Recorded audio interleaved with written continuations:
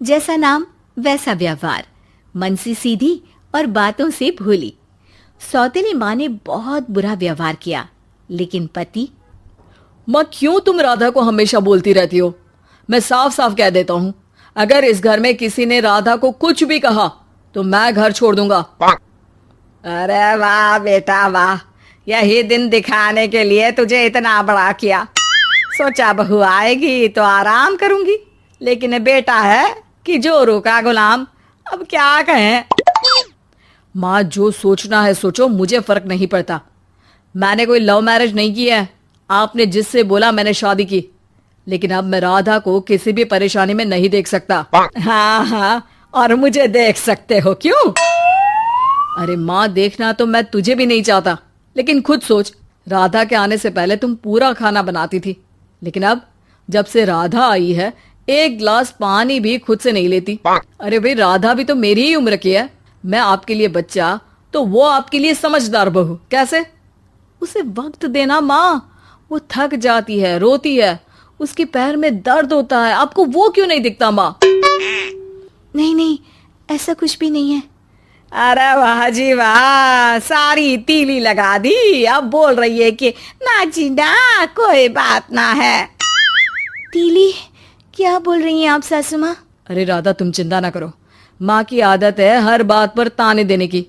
तुम कमरे में जाओ, मैं ग्रीन टी लेकर आ रहा हूँ। सास बेटे की हरकत से आग बबूली हो जाती है।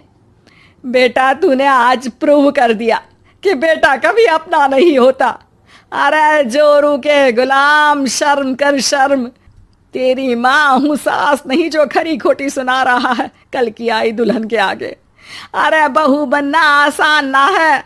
बेटा, जो कि अपनी नई नवेली पत्नी पर जान छिड़कता था, माँ की बातों से गुस्सा हो जाता है। माँ, साफ साफ बात करो। तुम राधा को कभी कुछ नहीं कहोगी, इसके लिए मैं क्या कर सकता हूँ? कुछ नहीं कहूंगी? अरे बेटा, बावला हो गया है क्या? तू जिस दिन पैदा हुआ था ना, उसी दिन सोच लिया था मैंने कि तेरी शादी के बाद बहू पर हुक्म चलाऊंगी, पैर दबवाऊंगी, ताने दूंगी और जुल्म भी ढाऊंगी। बाप रे बाप, माँ, आप कैसे ऐसे सोच सकती हो? राधा छोटी है मुझसे भी, और उसके लिए ऐसी सोच। अरे बेटा, एक बेटी का बाप और माँ उससे बचपन से ही सहनशीलता सिखाते हैं, जिससे कि वो कुछ भी सुनने के लिए तैयार रहे। वो जैसे ईंट होती है ना, शुरू में जितना पकाओगे आगे जाकर उतनी ही मजबूत बनेगी और बुलंद इमारत बनाएगी, समझे? देखो माँ, मैं कोई मजदूर तो हूं नहीं, इंजीनियर हूं, वो भी बड़ी कंपनी में। चलो, लॉकडाउन के कारण मैं घर से काम कर रहा हूं, तो आज से मुझे ही अपनी बहू समझो, लेकिन राधा को कुछ भी कहने की जरूरत नहीं है। हाँ भाई हाँ, ठीक है भाई। तेरे मजनू बनने से मैं थोड़ी ना सास बनने की अपनी ख्वाहिशों का गला घोंट दूं, हैं? मुझे कोई ना कोई तो चाहिए ना हुक्म चलाने के लिए। अब तुम दोनों मिलकर डिसाइड कर लो बस। फिर क्या था, राधा का पति बन जाता है घर की सुबह सुबह। अरे कहाँ मर गया? अरे ना, मेरा बेटा, क्यों मैं सुबह सुबह ऐसे शब्द निकाल रही हूँ, गुनाह हो जाएगा। अरे कहाँ रह गया ससुर का नाती? जरा चाय तो पिला। ये भी कोई बात होती है? सूरज सर चढ़ गया, लेकिन महाराज जी सो रहे हैं। बेटा पलंग से उठता है। मैं जल्दी से जाकर चाय दे आती हूँ माँ जी को।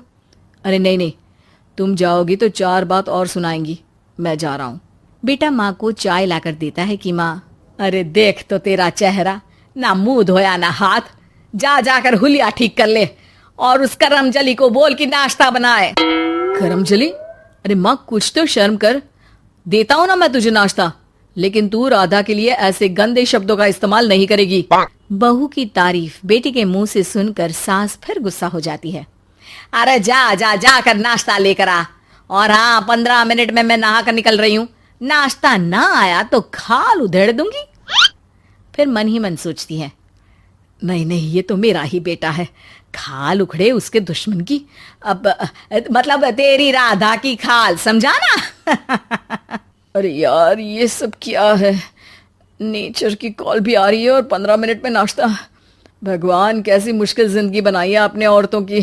बेचारी कैसे जिएंगी। बेचारा बेटा किचन में जाता है जहाँ राधा आलू पूठी बनाकर उसका इंतजार कर रही होती है। आप मेरे लिए इतना कर रहे हैं तो क्या मैं आपके लिए इतना भी नहीं कर सकती? ये लीजिए, नाश्ता बना दिया है, दे आइए माँ जी को।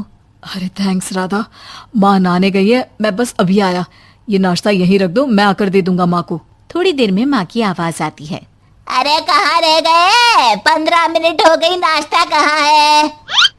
बेटा हाथ में वही आलू पूठी वाली थाली लेकर खड़ा हो जाता है माँ के सामने। ये रहा नाश्ता, लो खाओ।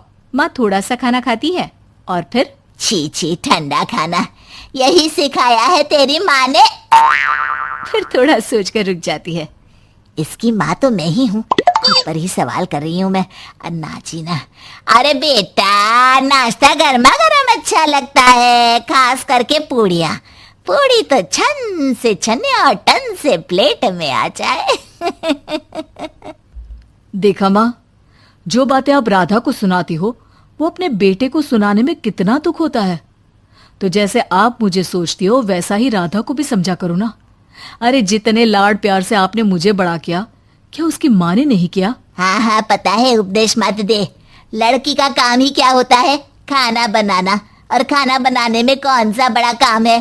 फिर सारा दिन घर में पलंग ही तो तोड़ना है। अब तू बता, तू अपने से तुलना कैसे कर सकता है उसकी? कर सकता हूँ माँ। मैं अगर बहू की बेटे से तुलना करने में आ गया ना, तो तुझे समझ में आएगा कि बहू की जिम्मेदारी भी कम नहीं होती। मेरा दोस्त है ना राम, जानती हो ना? हाँ हाँ, क्यों नहीं जानूंगी। उसकी बीवी और माँ में नहीं बनती। बीवी ये मोटे मोटे ताने सास को देती है और सास उसे। हाँ हाँ तो फिर क्या, घर ठीक से चल नहीं पा रहा था। सास कहती बहू काम सारा करे, बहू का कहना था कि सास मदद करे। ऐसे में बेचारा न लंच लाता और ना ठीक से खा कर आता। नतीजा, बीमार रहने लगा। ऑफिस की नौकरी गई, खर्चा खाना सब बंद। कर लो अब सास बहू की लड़ाई। बेटा बीमार घर पर बैठा, पैसे की आमदनी नहीं। बहू भी कभी मायके कभी ससुराल। अब तो सुना है सास बहू की ही कमाई खा रही है, वो भी तानों के साथ। घर का भी सारा काम वही करती है। अरे बस कर बेटा, मुझे समझ में आ गया। तू तो बेटा ही रहे,